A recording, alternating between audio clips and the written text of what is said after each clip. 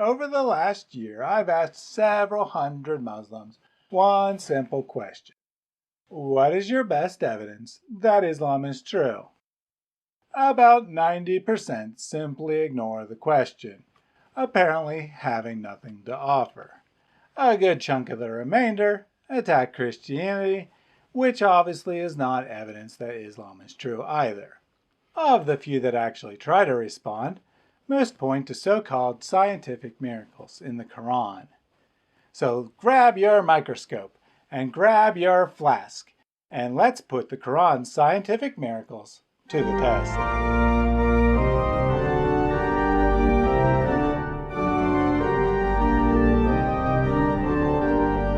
One ancient creation text has the gods declare, "May the water be taken away, emptied out, so that the plate of the earth may be created.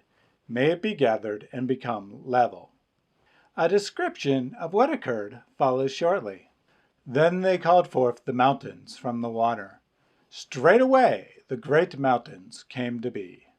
But how did the earth's land actually come to be? When we turn to science, we find articles like, "Earth's continental land masses created in short, fast bursts." But this conclusion was only reached in 2000. How could ancient people have known that the land not only emerged from a primordial sea, but did so straight away? Wouldn't pre-scientific people have thought the land always existed and, if anything, thought that water was created later? The author of this text must have had divine guidance, or maybe even was God himself. This is a scientific miracle that proves the creation account came from God. Do you agree? If so, congratulations, you just endorsed the Popol Vuh, the Mayan creation account. Most critics of Islam approach the subject of scientific miracles in the Quran by pointing out some obvious scientific errors. This is a valid strategy. If unknowable science in the text supposedly proves its divine origin, then scientific errors must also disprove that theory. I, however, want to take a different approach. I want to take the hypothesis seriously for the moment and consider the possibility that the Quran contains knowledge of facts unknown during Muhammad's time, but since discovered, or what could be called scientific foreknowledge, or mislabeled scientific miracles. As the example from the Popol Vuh shows, however, we need some ground rules. We need a way to distinguish between a legitimate insight of the Quran and us creatively reading meaning into the text that simply isn't there, and a lucky guess. I would like to propose a few rules, which I will use to examine proposed scientific miracles in future videos. Muslims, I hope you will help establish the rules so we can both be sure they're fair. Here are my proposals, but let me know what you think in the comment section. Criteria number 1. The insight must actually be true. This seems obvious enough, but I've seen many examples of so-called scientific miracles that don't even get the science right.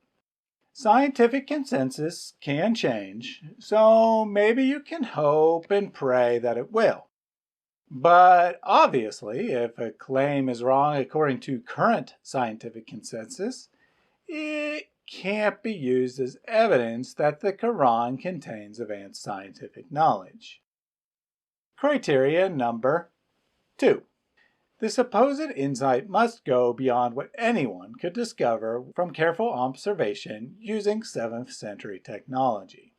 If a human being could easily determine something on their own, the presence of such knowledge in the Quran obviously can't count as evidence that divine foreknowledge was at work. Criteria number 3. Claimed knowledge must be new to the Quran.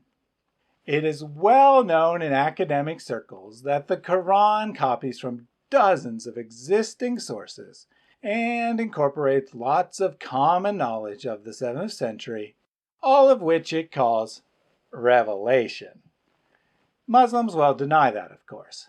But even if we pretend the Quran wasn't simply copying from other sources, it obviously can't count as evidence for special knowledge of the Quran if other sources that predate its revelation contain the same knowledge.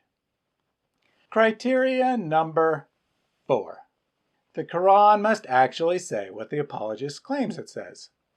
This is the trickiest criteria because it's where the miracle usually happens. Human beings have an amazing amount of creativity and can see whatever they want to see in a text. Knowing the answer one wants to find, it's easy to imagine it's there regardless of what the text says. Christians do this occasionally, Hindus do it too, and as my opening example illustrates, it can be done with virtually any text. However, Muslims seem especially prone to it, so much so that we even have a term for it, the miracle of reinterpretation. If we're going to avoid fooling ourselves into seeing something that isn't there, we need some sort of check on our exegesis. I propose that we look to the classical Tafsir. Hundreds and hundreds of Muslims wrote extensive commentaries on the Quran before the onset of the modern scientific age. Surely, if a Quran verse actually says something, at least a few of these faithful Muslims must have seen the claimed meaning in the text, especially since the book brags over and over and over again about how perfectly clear it is. Of course, we wouldn't expect them to use modern terminology, but the ideas those terms represent should be there. Let's take the Big Bang as an example. We wouldn't expect anyone to say, this verse teaches the Big Bang, of course, since the terminology hadn't been invented.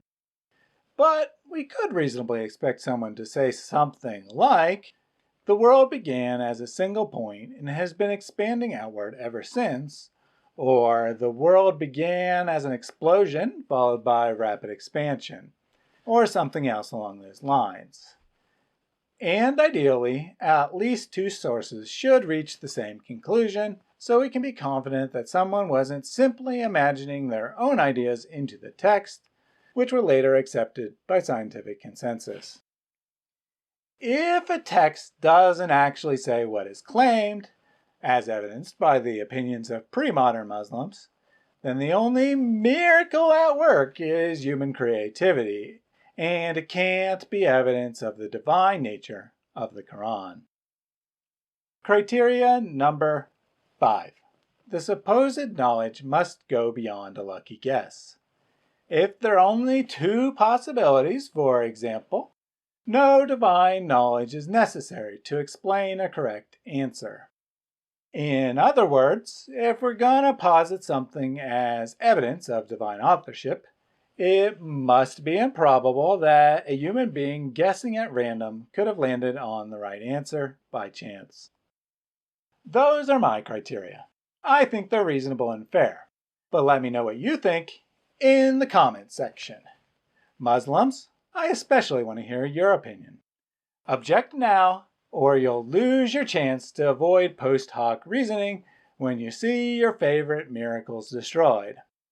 Also, let me know what miracles you think are the best evidence of divine authorship of the Quran, so we can be sure to address them in future videos. Thanks for watching.